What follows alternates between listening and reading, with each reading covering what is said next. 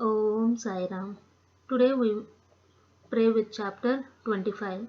Damu Anna Kasar of Ahmednagar, Speculations, Amra Leela, Preliminary. We begin this chapter with a prostration with all our 8 limbs to Sai Baba, who is an ocean of mercy, the God incarnate, the Parabrahma, and the great Yogeshwara, Lord of Yoga.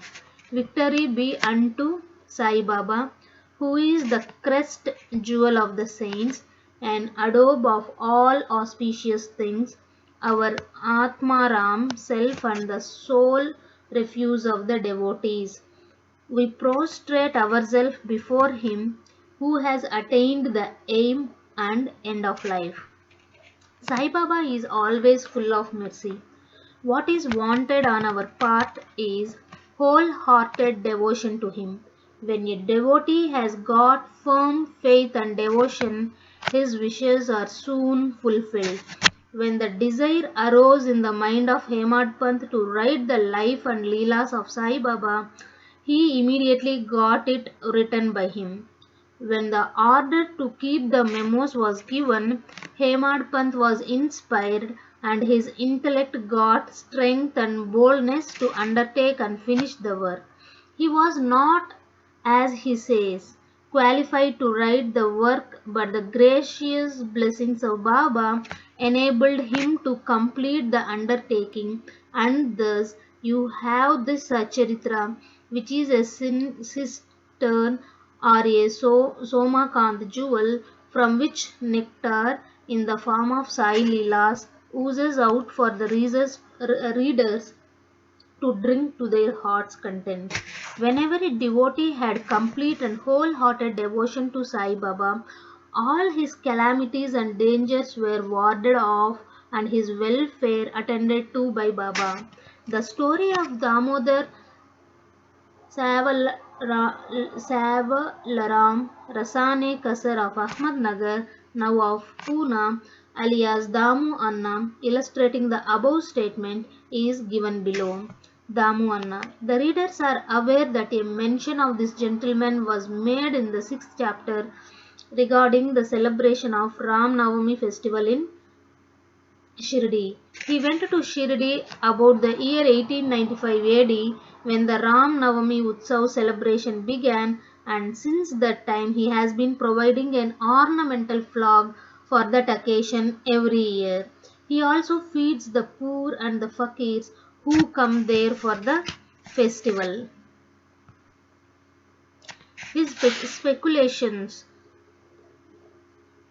Cotton trading. A Mumbai friend of Damu Anna wrote to him that they should do some cotton speculation business in partnership, which would bring them about 2 lakhs of rupees as profit. Damu Anna says in his statement made about the year 1936 to Mr. B.V. Narasimha Swami that the proposal about speculating at Mumbai in cotton was from a broker who was not to be a partner, and that he, Damu Anna, was to be the sole adventurer. Wide, page 75 of the Devotee's Experiences, Part 2. The broker wrote that the business was good and involved no risk, and that the opportunity should not be lost. Damu Anna was vacillating.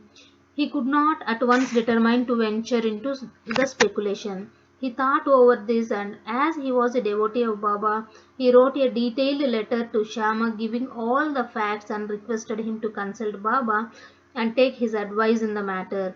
Shama got the letter next day, and when he went with it at noon to the masjid and placed it before Baba, he asked Shama what the matter was and what the letter was about. He replied that Damu Anna of Nagar wanted to consult him about something. Then Baba said, what does he write and what does he plan? It seems that he wants to reach the sky and he is not content with what God has given him. Read this letter. Shama then said, the letter contains what you have just said. O Deva, you sit here calm and composed and hesitate to the devotees, and when they get restless, you draw them here some in person and others through letters. If you know the contents of the letter, why do you then press me to read it? Baba said, "Oh Shama, read it. I speak at random and who believes me?" Then Shama read the letter and Baba heard it attentively and said feelingly, "The Seth, Damu Anna has gone mad. Write to him in reply that nothing is wanting in his house. Let him be content with the half loaf bread he has and not bother himself about lakhs." Sama sent the reply which Damu Anna was anxiously waiting for. After reading it, he found that all his hopes and prospects about lakhs of rupees as profit were dashed to the ground. He thought that he had done a mistake by consulting Baba, but as Shama has hinted in the reply that there was always much difference in seeing and hearing, and that therefore he should come to Shirdi personally and see Baba. He thought it was advisable to go to Shirdi and consult Baba personally about the affair. So he went to Shirdi, saw Baba, prostrated himself before him and sat shampooing his legs. He has no courage to ask Baba openly about the speculation, but he thought in his mind that it would be better if some share in the business should be assigned to Baba, and said in his mind that if Baba were to help him in this transaction, he would surrender some share of profits to him. Damu Anna was thus thinking secretly in his mind, but nothing was veiled from Baba. Everything past, present, and future were clear to him. A child wants sweets, but his mother gives bitter pills. The former spoil his health, while the latter improve it. So the mother, looking to the welfare of her infant, coaxes and gives bitter pills. Baba, kind mother as he was, knew the present and future prospects of his devotees, and therefore, reading Damu Anna's mind, he openly spoke to him. "Bapu, I do not want to be entangled in any such worldly things, sharing profits." On seeing Baba's disapproval, Damu Anna dropped the enterprise. Grain dealing. Then he thought of trading in rice, wheat, and other grains. Baba read this thought also and said to him, "You will be buying at 5 seeds and selling at 7 seeds a rupee." So this business was also given up.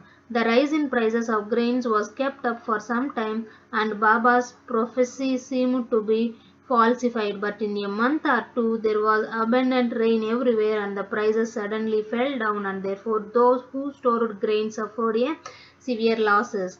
Damu Anna was saved from this fate. Needless to say that the cotton speculation which was conducted by the broker with the help of another merchant also collapsed with severe loss to the adventurers. After seeing that Baba had saved him from two severe losses in cotton and grain speculations, Damu Anna's faith in Baba grew stronger and he remained a true devotee of Baba till his passing away. Amra Leela, Mango Miracle. Amra Leela. Once a parcel of about 300 good mangoes was received at Shirdi. It was sent from Goa by one Mamaladar named Rail to Sai Baba in the name of Shama.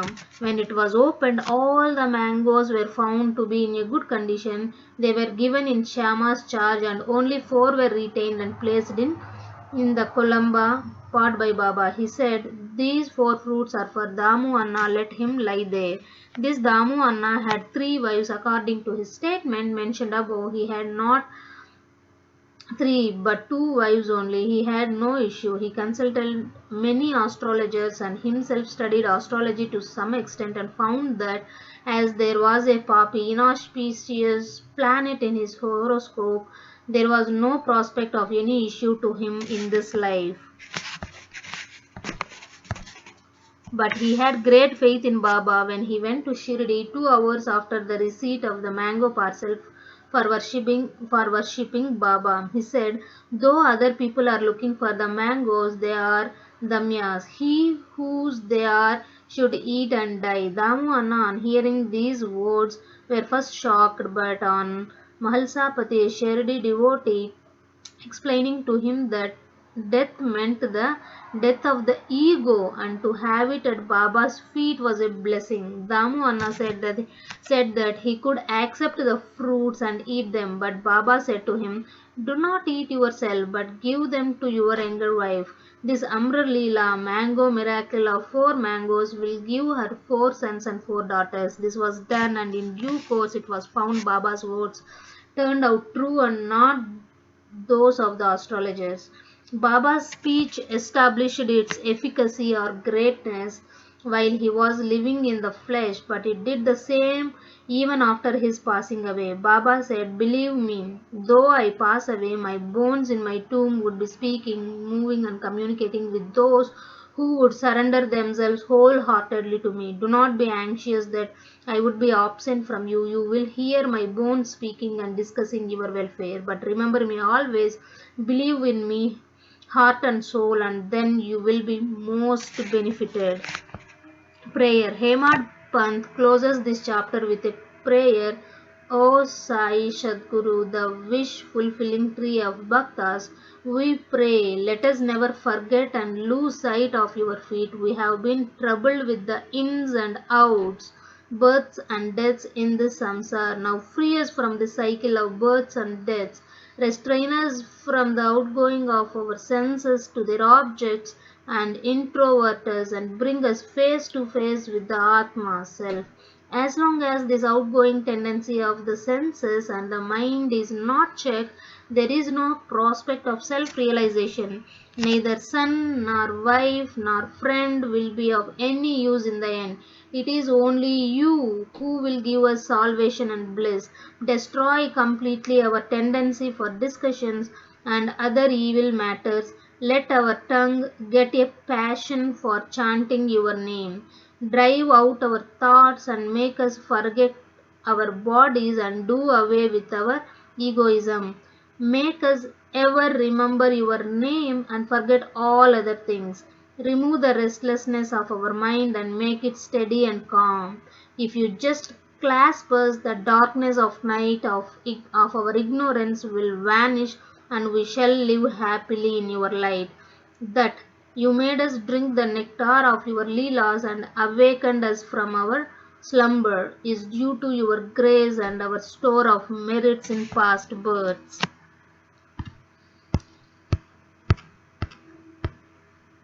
Note: in this connection, the following extract from Damu Anna's statement mentioned above is worth perusal. Once when I sat at his feet along with many others, I had 2 questions in my mind and he gave answers to both. There are so many crowding to Sai Baba. Do they all get benefit from him? To this he replied orally, "Look at the mango tree in blossom. If all the flowers become fruit, what a splendid crop it would be. But do they? Most fall off, either as flowers or as unripe fruits, but wind, etc. Very few remain." The second question was about myself. If Baba were to pass away, how hopelessly adrift I would be, and how am I to fare then? To this, Baba answered that he would be with me whenever and wherever I thought of him. That promise he had kept up before 1918 and has been keeping up after 1918. He is still with me. He is still guiding me. This was about 1910 to 11 when brother separated from me and my sister died and there was a theft and police inquiry. All these incidents made me very disturbed. When my sister died, my mind was much upset. I did not care for life and enjoyments. When I went to Baba, he pacified me with his Upadesh and made me eat a feast of Puran Poli at Appa Kulkarni's house. There was a theft in my house. A 30-year-old friend of mine stole my wife's jewel box, including her auspicious nose ring. I wept before Baba's photo. The next day, the man returned the jewel box and asked for a pardon. Bow to Sri Sai. Peace be to all. Om Sai Ram.